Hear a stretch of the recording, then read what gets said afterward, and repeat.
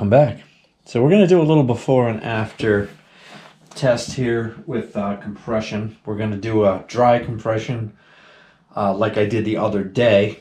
Verify the reading is the same, and then we're going to put a little bit of oil in the cylinder and see if it goes up. If it goes up, that should tell us that it's something with our rings. If it does not, then I'm afraid we're looking, at something probably a little worse. So here we go.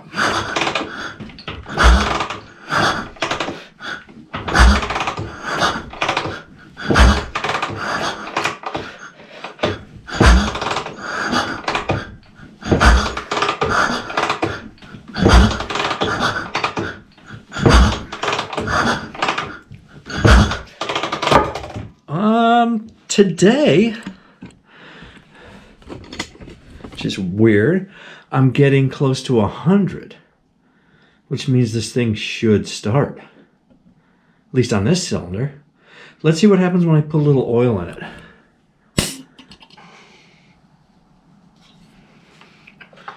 Let's see if that makes any difference.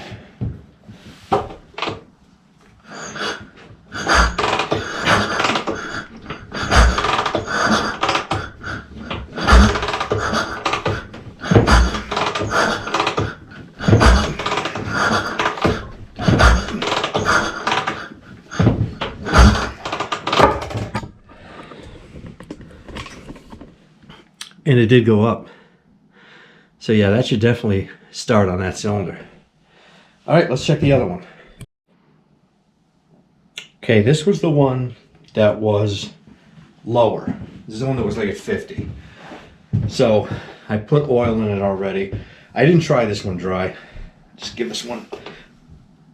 Am I gonna get oil shooting out of this other one? Probably. Let me open the throttle here.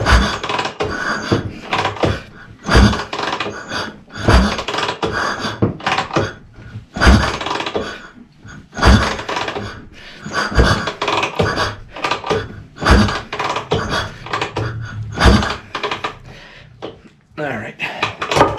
This one's still low. So this one's showing maybe 60. 60, 65, 7, somewhere around there. All right, maybe we should check the valve adjustment on this. Okay, I got this cylinder top dead center.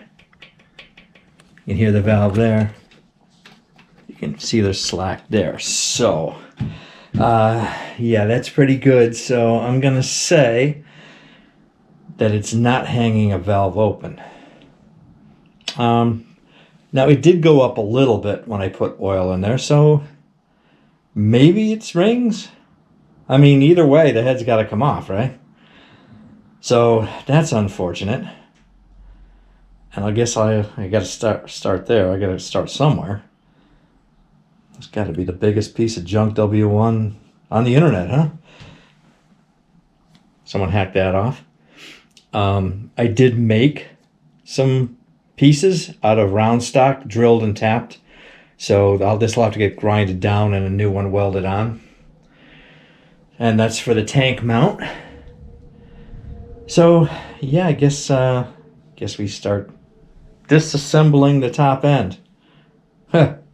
All right, join me on that.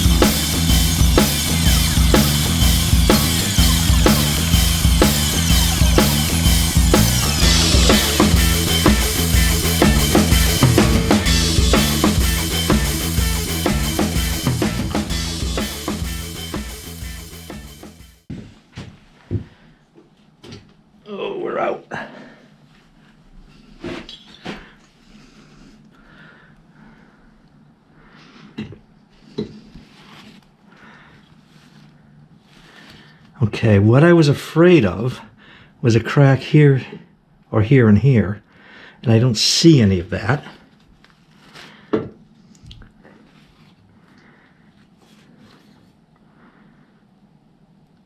Doesn't look that bad. Probably, you know, have to do valve lapping and stuff like that. Hopefully the seats are good. Yeah, not too bad though. Let's see, take a look at those pistons, what size they are. Because I'm sure I'm going to be ordering rings now. So here's the tops of those pistons. I don't know if you can see it. They're a little, you know, banged up a little. I don't know if something was in the cylinder, if maybe it was had some pre-ignition and did that to it. And you probably can't read that either, but right there it does say STD, which hopefully meets standard and not something else. All right, let's see if we can get these bolts out. I'm gonna start with that one that's down here. I'm not sure how I'm gonna torque this one. Not even sure how I'm gonna get it out now. Do I have to take this front mount out? I would hope not.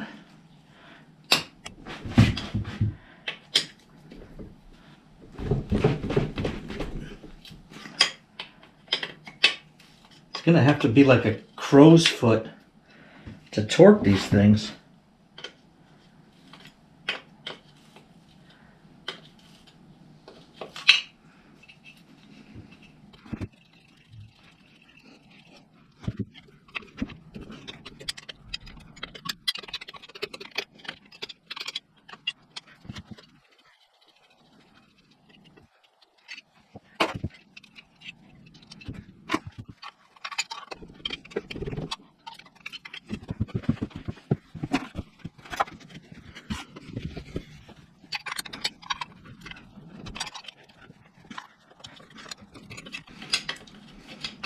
Well, anyway, I think we'll fix the oil leak, which is coming up above.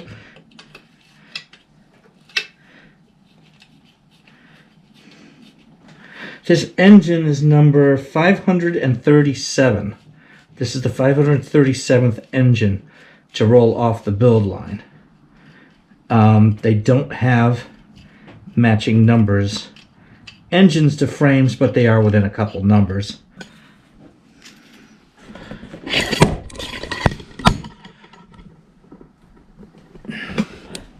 See, the problem is the nut's down in here below this mount, and there's fins above it. To get this mount out, this is your front engine mount. If I take that out, I don't know what's supporting the engine either. So we'll just keep working at this and hopefully we'll get it out quickly.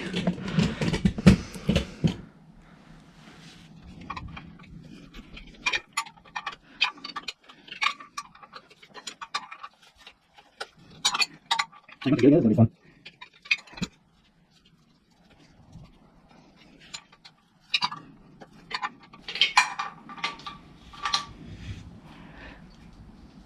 Sometimes I ask why I do this to myself. I haven't come up with an answer yet.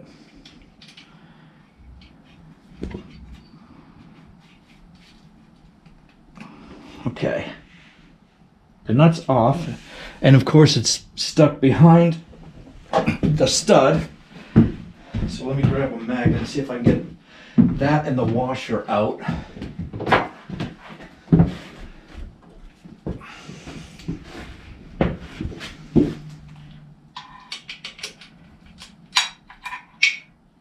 Okay, got the nut.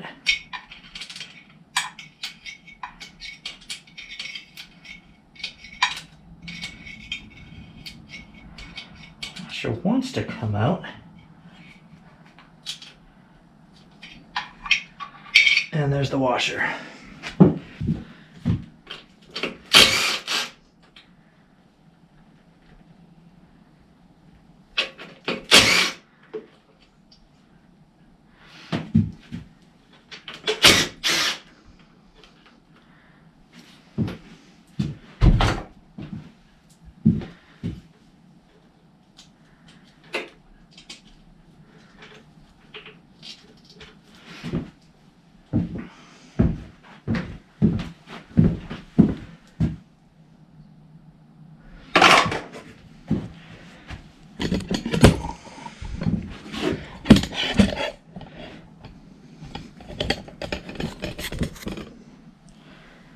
right, I believe that's it. That's all of them.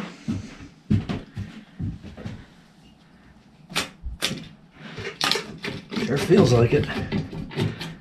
Let's hope there's no broken rings that fall down inside the cylinders, inside the engine.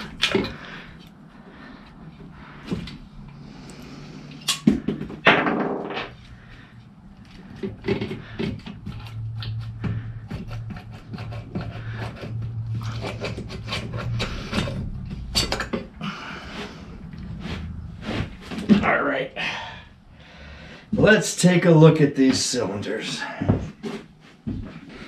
Okay, so the top compression ring gap, I have a .030, and that goes right in there fairly easily. So I'm going to look up what the gap is supposed to be. Probably not that big. I'll have to check the other rings and see what they are too. Okay, the second ring looks like you could drive a truck through it. So let's see what we got here is our biggest. We can start there.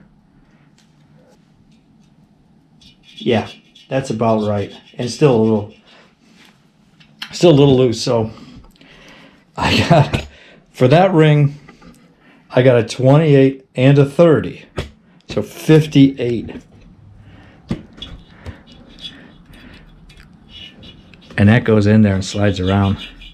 So that's bigger than 58. I'm guessing. I mean, come on. It can't be that big. All right. We got one ring left to take out. Our oil ring.